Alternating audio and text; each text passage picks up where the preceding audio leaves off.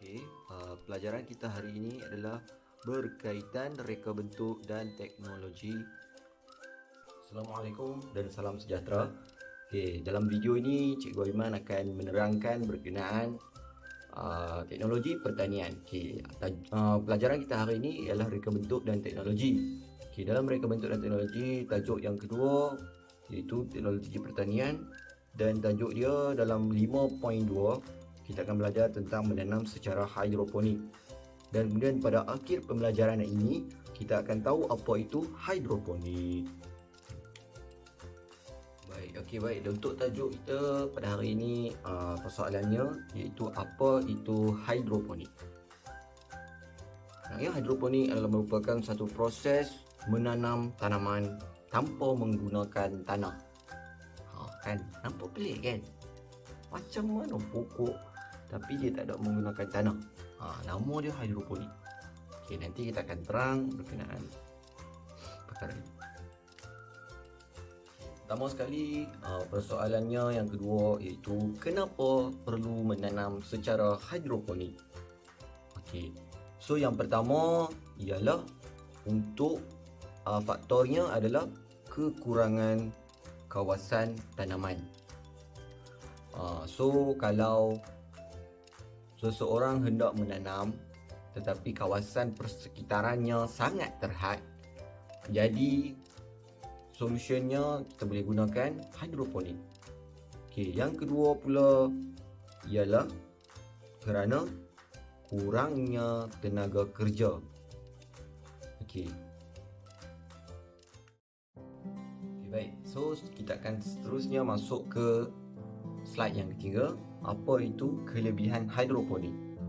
Okey, so yang pertama, kelebihannya adalah kerana tidak perlu kawasan yang luas. Nampak? So contohnya kita boleh tanam dekat kawasan sekitar sahaja, dan kerana kita kata macam banyak sangat pembangunan, so kita gunakan teknologi pertanian ini, teknologi hidroponik. Okey, itu yang pertama. Seterusnya yang kedua, kerana untuk menyebabkan pokok itu cepat membesar.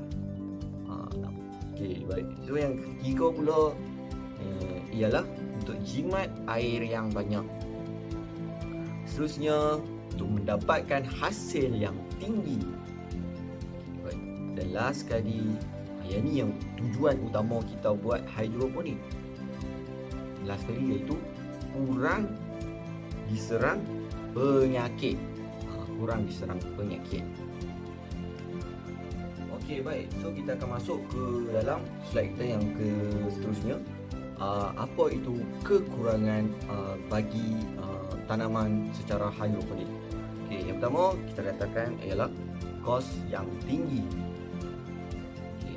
Yang kedua ialah hidroponik memerlukan kemahiran. Maksudnya kalau kita tak ada kemahiran, kita tak boleh menjalankan secara random, secara rawak, kerana takut menjadi kerosakan.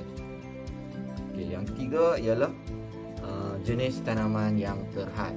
Maksudnya tak bolehlah untuk kita menanam pokok durian, takkan tanam pokok durian tumbang sekali lagi, ataupun ada pokok rambutan pula kan, tak boleh lah. Okey, baik. So kita akan masuk ke jenis tanaman. Okey, dalam jenis tanaman ni kita perlu kenal tidak semua pohon ataupun tidak semua pokok yang boleh digunakan proses hidroponik ini. Okey, yang pertama adalah pokok-pokok yang jenis daun. Itu yang pertama. Okey, yang kedua adalah berkenaan pokok-pokok yang sayur jenis herba. Okey, yang ketiga jenis pokok cili. Okey, yang tu boleh gunakan hidroponik. Okey, yang keempat iaitu pokok yang seperti tomato dan juga terung. Okey. Dalam slide ini kita akan tunjukkan contoh-contoh bagi hidroponik. Okey, so yang pertama ni adalah hidroponik gunakan pipe PVC ya.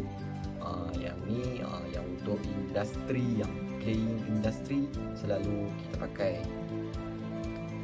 Yang kedua ni gambar hidroponik menggunakan bekas.